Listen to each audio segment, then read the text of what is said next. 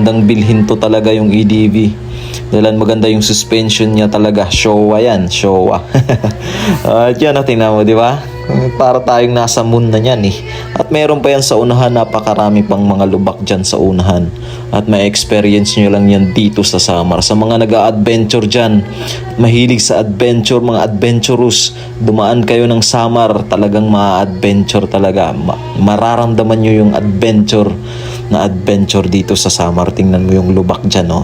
Marami na rin na disgrasya dyan dahil sa lubak, napakaraming lubak at lalo na pag naulan, hindi masyadong napapansin at yung mga lubak dyan ang lalaki ng mga butas.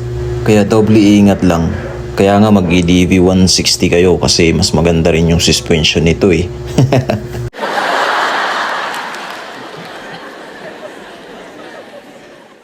At yan nga, nandyan pa tayo sa mga lubak. Talagang walang katapusang lubak yan. Kahit i-pass forward pa natin, may lubak pa rin dun.